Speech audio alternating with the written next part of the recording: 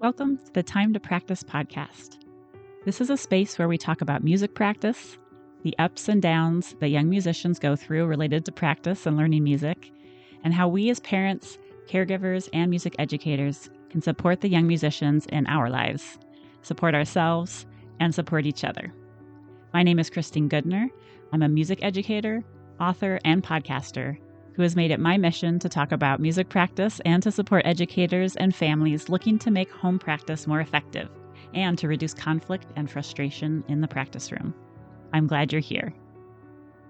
This episode is brought to you by an upcoming parent talk on Saturday, March 7th, 2026 at 9 a.m. Pacific, called Helping Music Students Develop Focus and Attention. And this talk will address challenges that come up related to attention, focus, and concentration in music lessons and home practice, some useful information to know about the development of these skills, developmentally and academically or musically, we could say, and ways you can support students in lessons or home practice as they develop these skills. So this talk will be recorded. If you can't attend live, there is an individual rate to attend and also a studio rate if you are a teacher and would like to invite your whole studio to attend or watch the recording.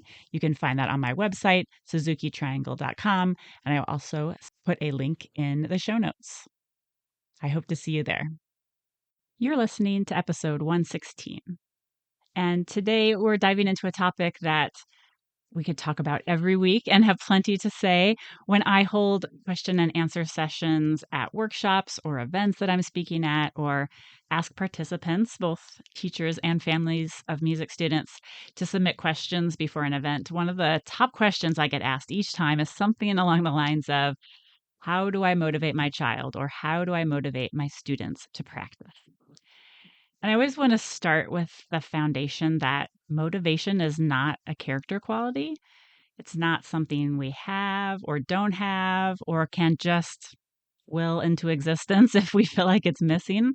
And motivation is not necessarily something we can control at any given moment as the practicer. And research tells us that motivation is often created by a number of ingredients around us. If you want to read more about some of the research behind this, a great place to start could be the book called The Self-Driven Child. I will put a link to that in the show notes. And there's a great chapter in there called Inner Drive that talks about many aspects of motivation, how to help our kids develop it, and self-determination theory from DC and Ryan, and some other research is included there as well. So that's where you could find more if you want to dig into that further after today's episode.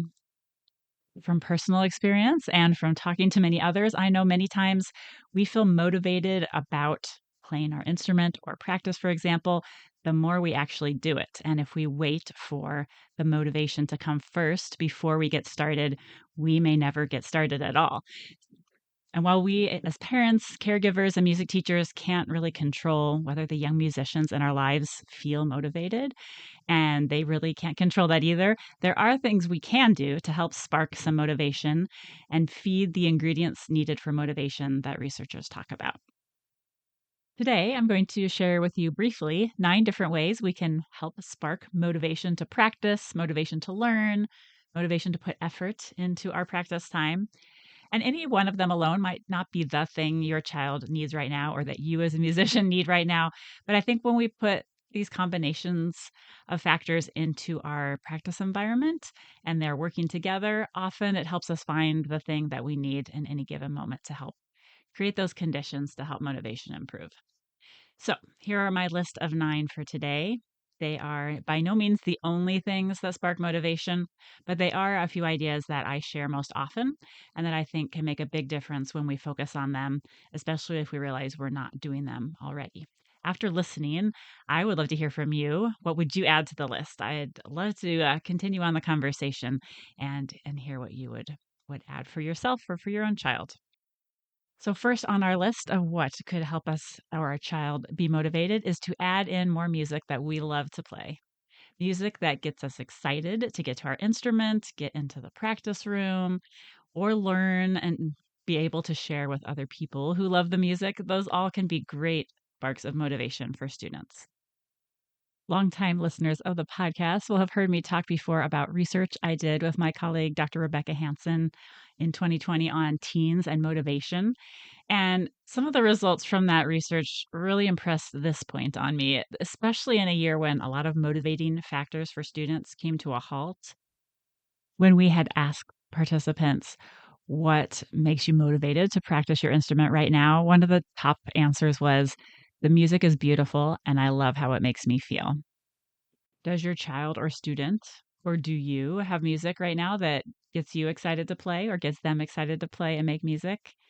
It could be music your teacher has assigned you or a side project at their level that they are working on, not in lessons with the teacher, but taking stock. And if you realize, oh, there's nothing that's really lighting them up right now that they're excited to play, adding that in can be a huge boost in motivation. If your child is not reading music yet, maybe it's figuring out the happy birthday song by ear, or, figuring it out one note at a time on their instrument as something fun and delightful to learn. So that's our first one. Add in music we love to play. Number 2 on my list is to have something to practice for. Having a recital on the calendar, a visit by relatives who love to hear you play, a concert to participate in, whether it's a solo recital or with an ensemble that we play in. All of these events often get us into our practice room so that we can be ready to make our music and share it with others or make it with others. If there isn't something going on right now that someone has scheduled for you or for your child, but this tends to motivate them, you can come up with your own creative, informal practice opportunity if that's what helps keep motivation going. Number 3, making music with other people. Social experiences with our music is one of the top ways I've heard musicians interviewed say this sparked their lifelong love of music. Music camps, music ensembles, family music making, music at places of worship, play dates with practice woven in for young children. All of these things give us ways to make music with other people and insert a social component into it that really is the best thing ever when you get to experience it. Finding experiences for our children and students to do this can really spark the motivation like nothing else for young people. So, if you are a parent, I would just look around you and see what opportunities exist for your child to get involved in. Your teacher offers group classes and group experiences related to music. Make sure to take advantage of that any way you possibly can. This can be a really wonderful way to keep us motivated. I remember, and I share this often, so maybe you've heard me say this before, but I do remember in high school very distinctly not particularly wanting to practice, but I wanted to see my friends at orchestra rehearsal, and I sure didn't want to show up unprepared. And that kept me going and got me through my sort of dips in motivation when they came. All right, tip number 4 to help us spark motivation is putting in place some sort of external motivation. This could be a practice challenge, it could be incentivizing our practice in some way. Barbie Wong, a frequent expert guest on the podcast, and I talked about this in episode 68. And I'll link to that in the show notes where we discuss the how and why of practice challenges. And you could run them as a teacher, of course, but if you're a parent listening to this, you could come up with your own small mini challenge at home that you are hosting on your own or putting together on your own. So I'll share a personal challenge I'm running right now at home that's really unrelated to music practice, but I wanted to increase recently my times lifting weights each week. I know it's good for me. I actually find it a very good stress reliever, and I'm always glad I've done it. But I often skip it because I feel busy or short on time or it feels low on my to do list. And so I made up a little challenge for myself where I reward myself in a small way after every 9 strength training sessions. And actually, the last time I reached 9, I decided I would go another 9 before I opened my reward. So this is just a little carrot at the end of the stick that I'm using for a non-musical endeavor that I know I want to do, but just sometimes have trouble getting started at. And so I think this same thing can apply to our music practice. whether it's a studio-wide challenge and your students or your child is participating, and then the teacher has some sort of incentive. I talked to a teacher recently who did a pizza party for everybody who did 100 days of music practice, and they had a celebration together. And that's an outward external reward that the teacher is setting up. But it could also be something like this that you come up with as a family. And it doesn't have to cost anything. It could be a quality time reward, or you get to pick out the family movie, something like this after so many practices. Some students just really need to have a tangible goal and see that they're getting closer to reaching it. Number 5. So the next tip is really about tapping into the musician's why. Why do we want to learn our music? Is there a skill they want to go into the practice room to learn? Is there a technique they want to improve? Being ready for an upcoming performance or to play with friends and those social things we talked about could be the why. Our why for practice could be it feels great to show up prepared for our lesson or prepared for our performance, like we were just talking about. And it might be challenging for really young students to tap into this for themselves. And that's where your role, if you're a parent or caregiver, helping a young child practice is so important because you can hold on to that why for them. And you can tap into your own why and why it's important for you to show up and be supportive of their music journey. Some of the whys I hear often from parents and caregivers are they want their child to learn music so they learn to focus or learn to work hard, or so that they can play music with family members or in their place of worship, so that they have access to opportunities and social groups and experiences that will enrich their lives. And of course, many musical goals get included there as well. Sometimes to feel motivated to get started, we have to remind ourselves of what we want to get out of the practice in the first place, maybe by zooming out and thinking bigger picture. Tip number 6 is that motivation often comes from doing the work. Sometimes we get motivated by our progress and what we've accomplished so far. We don't need to wait, though, to feel motivated to practice. It's really, as we're talking about it today, a feeling. And we don't have to wait for our feelings to be just so to pick up our instrument or sit at the instrument and get started. It's often through the practicing that we start to see progress, and then we get more motivated, and it becomes a self sustaining cycle that we are working inside of. Number 7, make practice fun, or at least as fun as possible. Practice is feeling like a chore because let's face it, sometimes it does feel like work or it takes a lot of effort when we're doing the deliberate kind of practice. So, we talked about in our recent episode with Barbie Wong, we can inject a little fun and an interest into practice for our child or for ourselves to help us fill that motivation. We can count little animal erasers for each repetition or after so many repetitions. We could put stickers on a practice chart each time we complete so many repetitions. We can incorporate movement into practice. But I think just thinking about what's an external reward, like my example of I'm going to lift weights 9 times and then I have a little treat for myself, is very different than today I need to make this fun and engaging. And how could I do that? We could have a whole episode on ideas for this, but I would love for today just to spark you thinking about what could make this more fun and be creative with that. So that brings us to our last 2 tips about motivation or ideas for motivation today. Number 8, watch or listen to something inspiring. There is a great book called Year of Wonder. In fact, there's 2 books that give you a piece to listen to and something to read about that piece each day of the year. That can be a great anthology to read through. I will put a link to that in our show notes. Going to live concerts, finding a new piece of music by a performer that you love or a composer that you love, listening or watching something inspiring or that we love with our instrument involved can be a great way to spark some motivation. I know I always feel incredibly motivated when I leave a live concert that was very inspiring. For example, this past weekend, my group of my students played in the lobby before an organ symphony concert, and we got to hear Gil Shaham perform the Bruch Violin Concerto, and it was a very inspiring event for everyone. So things like this, whether it's watching a video or being somewhere live, can really help spark our motivation as well. If it's been a while since you've done that, I would encourage you to think about adding something like that in the next, weeks or month if you can.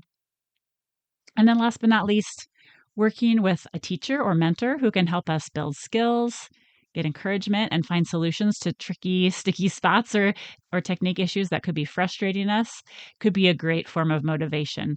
If our child knows, okay, I'm going to go into this lesson and get some help and come away feeling better equipped to play what I'm playing, or I'm going to go to my ensemble practice and I'm going to get some ideas from working with my peers or from my conductor. That can help us feel more motivated as well. Just going somewhere to get a boost of inspiration, coaching, help to get us to our next level.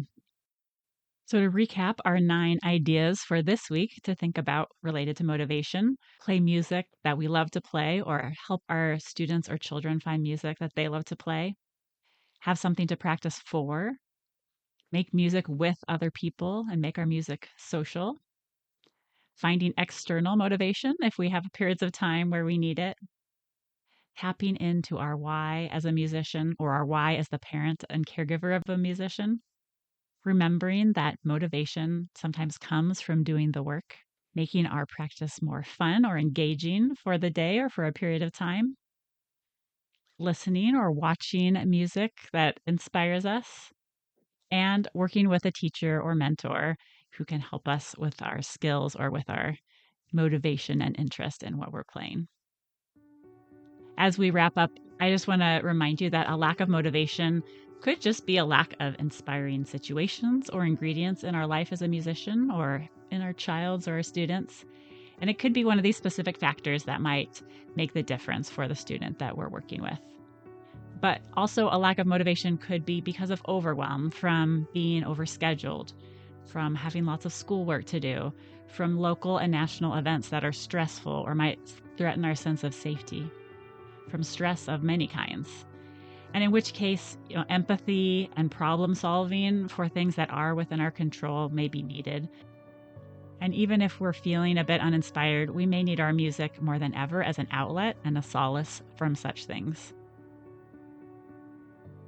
Motivation is not something we magically have if we are, quote, cut out for this, or a sign that we should switch activities or instruments necessarily if it's hard to find right now.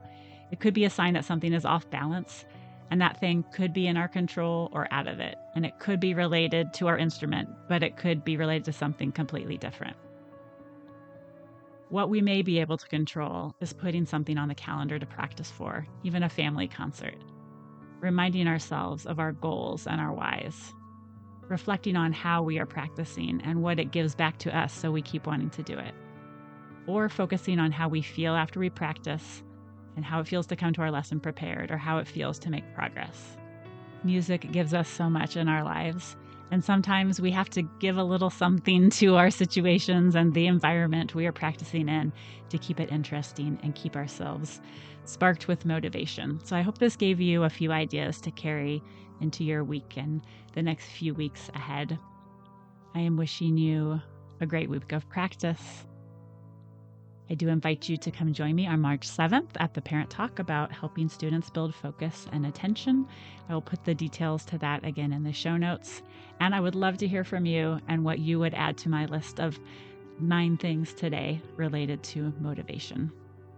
Take really good care this week, everybody.